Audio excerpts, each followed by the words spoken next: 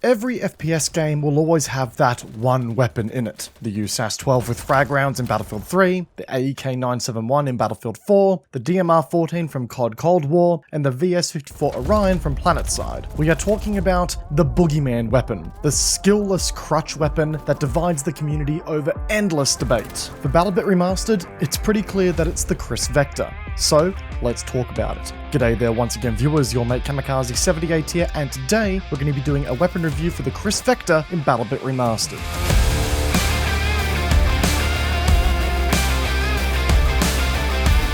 So folks, for the uninitiated to our channel, here's how today's video is going to be laid out for you all. We're going to start off with a breakdown of the Vector's stats, talking to the weapon's pros and cons that inform its overall behavior. We'll then get into some weapon-specific tips and tricks for using the Vector to the best of its abilities, and then finally we'll wrap up with some discussion around the attachment options available to the Vector and how you can best build it for amazing in-game performance. Once again, a big thank you goes out to BattleBit community member Oxygen, whose tools and stats collation has done a lot to inform these weapon reviews going forward. But let's get the can of worms opened right on up and dive into the stats for the Vector. Alright, let's start off with the damage profile here firstly. And look, there's no denying that this thing is an absolute bullet hose here. So instead of starting with the damage profile, let's start with the rate of fire.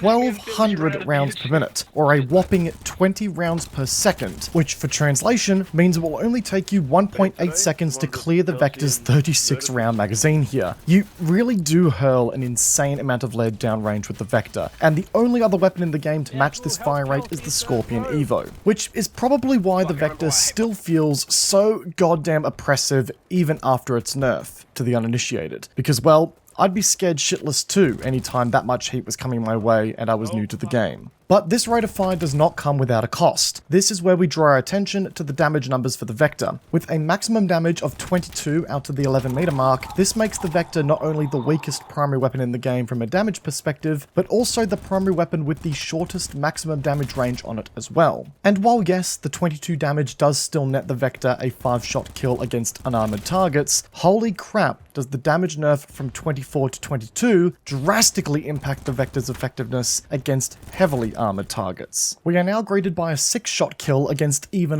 light armor and 8 shots when we are dealing with those chunky exo armors. We can also see that as soon as the Vector crosses that 52 meter mark, we are beginning a very steep descent into that bullet to kill efficiency. So there's no denying that since the nerf, the Vector has very much had its CQC domain reinforced. It can still reach out in the hands of an excellent shooter, but it's not going to have the magazine economy to nail multiple targets per mag here at those ranges, which is important to consider. Now, going for headshots can go a long way to helping out with the Vector, but not by a significant amount. Of course, we're dealing with the 1.2 times headshot multiplier that is applied to SMGs across the board. So headshots with the Vector typically only shaves around a bullet off of your bullet to kill at any given point in time. It's something that's certainly worth going for as you look to really maximize your efficiency with the Vector, which is something we'll touch on again later, but it's not going to make or break the weapon's effectiveness in a lot of situations you face. So, okay. Let's combine all of the elements here that we've got in front of us and get to the Vector's time to kill. Is the Vector's time to kill just so insane that nothing can compete with it? Well, it's certainly on the pointy end of the game, yes, but it's also not the fastest in the game by a long shot. In fact, it's not even the fastest SMG in the category either. That pleasure is owned by the MP7, funnily enough. And hell, believe it or not folks, there's actually a lot of weapons in the game that outright beat the Vector in the time to kill realm, or match it, whether it be with detachments or as stock. The AK-15 with the right attachments will beat the Vector in time to kill, the L86A1 will do the same thing, even the MG36 matches the Vector's baseline time to kill. The FAL is also another weapon that will outright beat the Vector in the time to kill realm as well. But nonetheless, with a baseline best case scenario time to kill of 200 milliseconds for the Vector, there's no denying that it is extremely potent when it comes to dealing with targets in close quarters. However, as earlier informed by our bullet to kill stats, we are looking at a sharp and hasty dip in the time to kill as both the distance expands from our enemies and as our enemy's armor gets thicker. At just 11 meters, we are greeted by a 350 millisecond time to kill against exo armors, which while isn't horrible, it's going to feel pretty spongy when you go face to face against one. Headshots will get an unarmored target's time to kill down to 150 milliseconds, which will do wonders in aggregate if you can chain a bunch of headshot kills back to back nice and quickly together. Again, it's more of a consideration for players who are looking to take their effectiveness to the next level with the Vector, but that's a skill curve to aim for over time. And as always, just want to be clear in mentioning that these time to kill stats are theoretical in nature. They assume that all bullets will either hit the chest or the head area sequentially with a 100% accuracy and no bullet travel time coming into the equation. The further a target is away from you, the less likely you are to be accurate as well, so just remember that when looking at these stats here. When it comes to muzzle velocity here, the Vector is rocking a pretty pathetic 400 meters per second. Not the worst in the game, but it sure as hell ain't setting any records anytime soon. Once again, another factor that alongside the recent nerfs has really locked the Vector into a CQC dominant role. But alright, let's dive into the Vector's handling here today. I've got to be honest folks, there's a fair bit to like here out of the gate. However, when you combine some of these stats with some of the other considerations we've talked about previously, they are a bit deceiving in nature.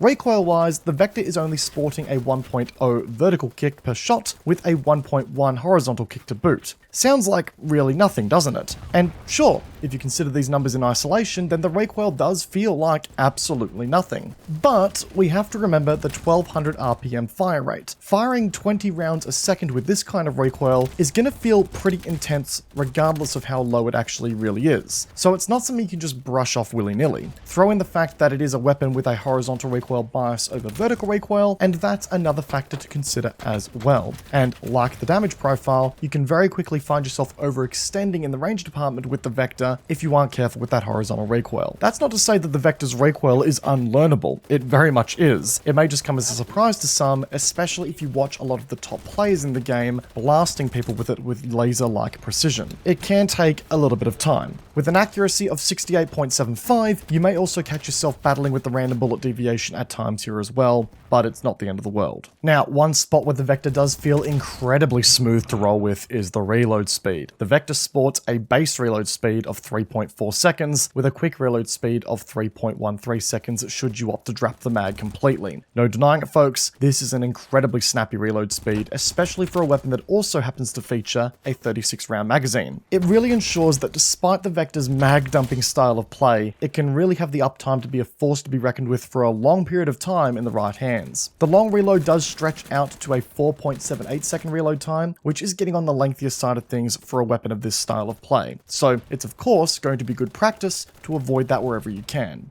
As far as our mobility is concerned, we actually see some pretty interesting things here in comparison to some of the other SMGs in the arsenal. While we do carry the standard 1.1 times movement speed with the Vector, we do have a slightly longer ADS time of 250 milliseconds. This is actually closer to the average that we would expect from, say, the assault rifle category, and does make the Vector the slowest ADSing SMG in the game. But alright folks, that's the Vector from top to bottom, and look, I can see why it cops as much flack as it does. It is, without question, one of the kings of CQC combat in BattleBit. That goes without saying. Its rate of fire, its mobility, and the solid reload speed all tick the right boxes that the highly skilled movement schmoover shooters are looking for in a weapon in BattleBit. There's a reason that I chose this weapon to feature my in-game Kamikaze 78 skin on it. It continues to be my favorite weapon, and it's amazing to pick for CQC play. However, it is far from perfect, and should you bite off more than you can chew with the Vector,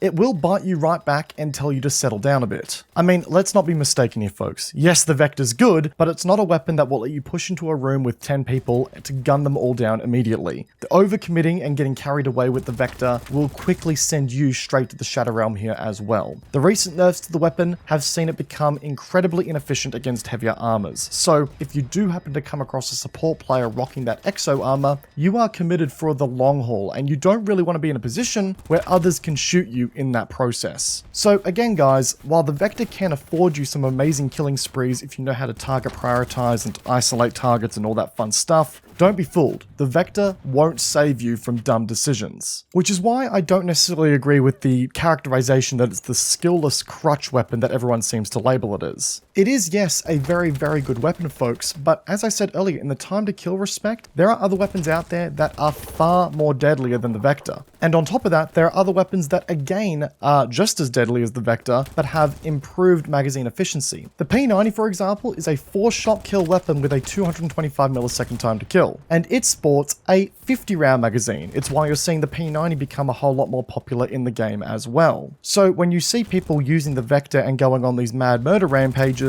yes, obviously there's an element of the gun there performing to the player's playstyle, but there's also an element of the player using it just being really, really good as well. And again, it comes down to them knowing not how to overcommit. Another thing that these really skilled players using the Vector know how to do is to not overcommit the amount of rounds you need to kill a target. Now, obviously, you want to make sure that your target goes down. The worst thing you can do is midway through a fight, let off the trigger thinking that a target will go down and, well, getting it wrong. But thanks to the Vector's insane rate of fire, even holding the trigger down for half a second after a target goes down will see you dump an extra 10 rounds down range that you didn't need to. If you can dial in on that reaction time and that game knowledge to identify what armors people are wearing, you can really amp up just how many targets you can take down in quick succession with the Vector before needing to reload. I know this sounds like a really dumb and obvious tip here, but I actually can't emphasize just how important this is with the Vector in particular. And beyond that, folks, just remember that the Vector is a CQC beast here. Focus on flanking and closing the distance in to ensure that you can really let the weapon come into its own. As we said before, I'm pretty sure the Vector is now the primary weapon in the game with the shortest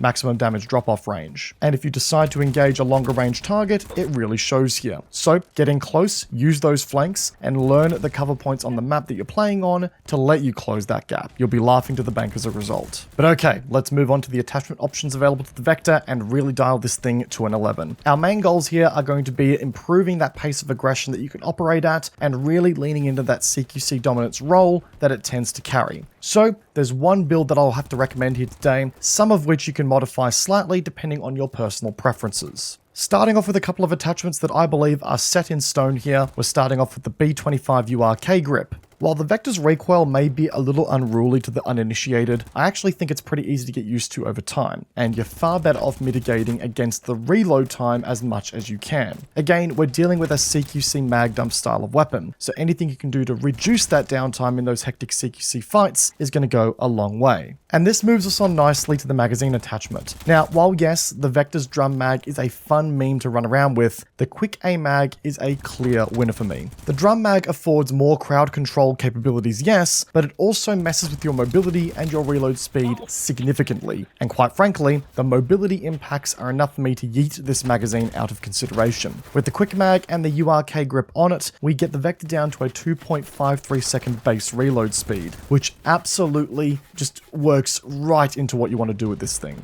Sight and side rail wise, run a 1x of your choosing and a laser sight if you wish to do so. These are a little bit less prescriptive, do as you wish with them, but for the love of God, don't run a medium range optic on the Vector, you would be hurting yourself to do so. But let's wrap up with the barrel slot here today, which is where some personal decision making comes into effect in my opinion. Personally, I see myself switching between the tactical barrel and the Osprey 9 suppressor. The tactical barrel I tend to run in the event that I find myself on a map with slightly longer sight lines where medium range might be forced upon me a few times here and there. But other than that, the Osprey 9 is a nice, unique option to the Vector, I believe, that doesn't have an adverse effect on the recoil pattern should you equip it, and it affords you a smaller sound profile of a suppressor for those flanking opportunities. It's a real win-win situation in my opinion. But folks, that right there is our weapon review for the Kriss Vector in BattleBit Remastered. Truth be told, this was a long time coming, and I held off on reviewing this weapon for a long time because I kind of suspected that a nerf was coming, and I wanted our review to be, you know, worth the test of time, if you will. So I hope you guys enjoyed the video, and it was worth the wait. If you did, be sure to backhand the like button as it does go a long way to supporting the channel, and should you be new here, get subscribed for more BattleBit Remastered content coming out very, very soon. We're also going to be doing some other content on other games as well in due time, so that's exciting as well. As always, check out our social media links down below as well, including our Twitch channel. Once again, guys, I hope you enjoyed today's video. Peace out, and I will see you guys all in the next one. Take care, guys. Have a good one.